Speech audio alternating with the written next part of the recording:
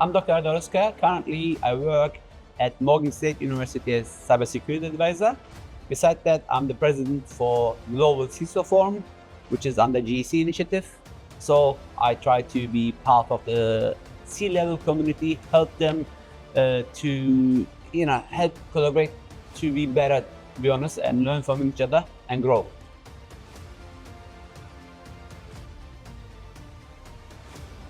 As a CISO, CISO is not just the role of cybersecurity.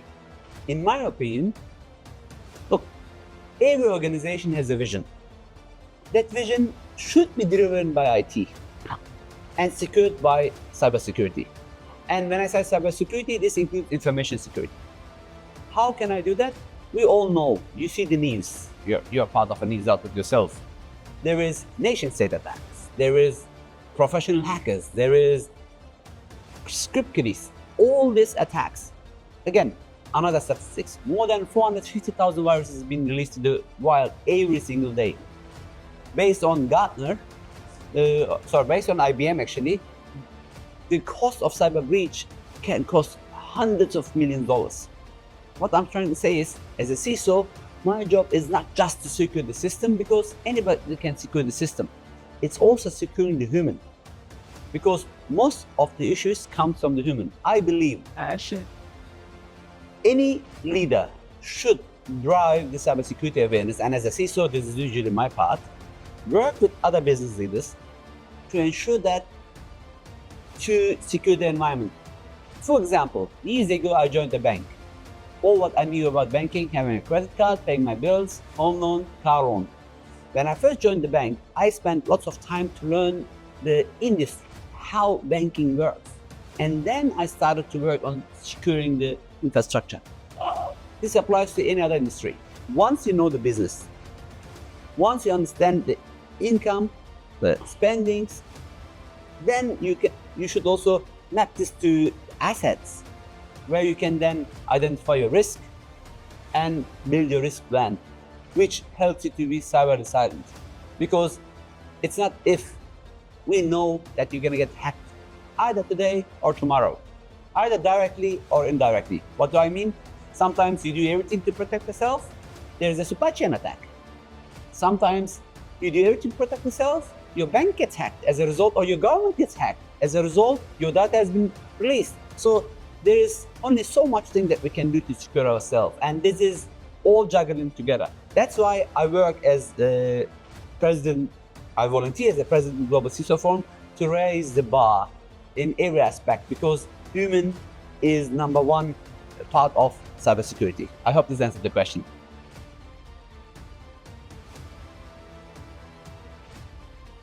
There is many dashboards, GRCs, or some people are not lucky as I am, they have Excel, but if you cannot measure your risk, if you cannot track your risk, then you cannot mitigate them, in my opinion.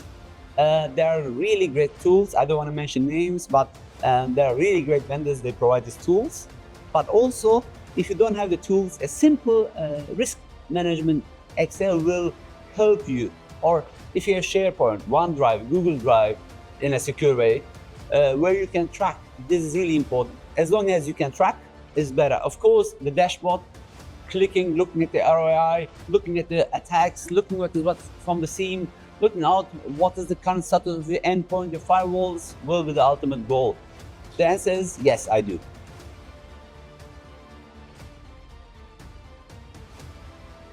AI. Let's start with AI. People are afraid of AI, and I don't blame them. In terms of cybersecurity, or in terms of, oh, my job is going to take by AI. You are enough in this industry. Remember when cloud was new, everybody was afraid of cloud? We saw during pandemic that cloud was not the enemy. Cloud is actually the main aspect of digital transformation, which helped us to work remotely from home. Organizations that didn't have digital transformation suffered. This same thing happens to AI. AI is a must. AI is making our life easier. Saying that, AI is a two-sworded sword. One, used for good, like anything else, used for bad. Same like the internet, you can use it for good or for the bad. Now, AI let's imagine a cybersecurity operations center. So let's imagine, I'm married, I had a bad day with my wife. While I was driving to work, I had an accident. Then the weather was hot last night, but the air condition made me sick. And then I'm in front of my computer trying to look at the alerts. How effective I'm going to be? Probably I'm going to miss 1 or 2 alerts.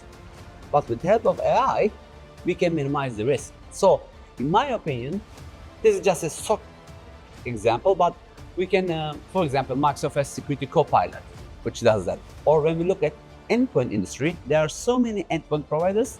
There are many antiviruses, they claim to have AI.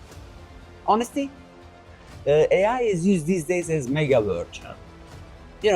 It's something to take attention. Please, of course, trust the vendors, but do the POC. It's like, I always keep giving the same example. You have a shoe, you bought it, right? How did you buy it? You just went to the shop and bought it, or you tested it first? To make sure, when you buy a car, you do a test drive first, right? The same thing should apply to your cybersecurity tools. Please test it. Don't test it just in your environment.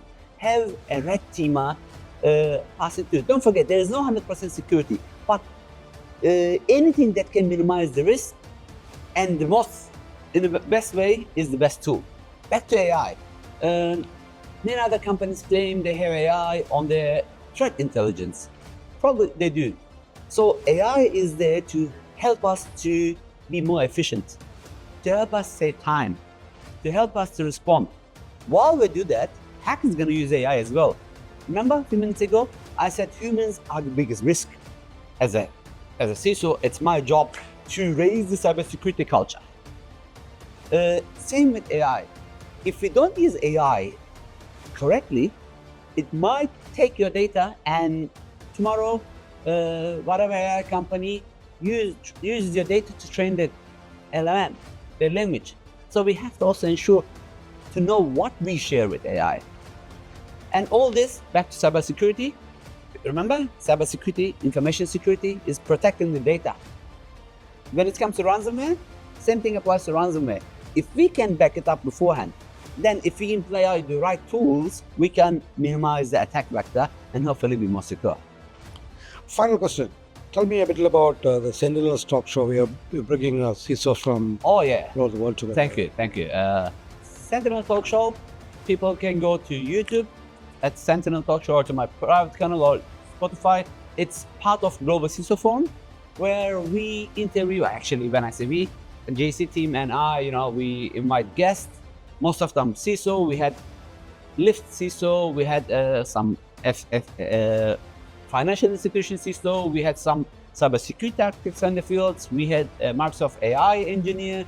So we invite this audience to tell us, no vendor, only what C-level needs to know, or whoever wants to be C-level. It's all about learning from each other.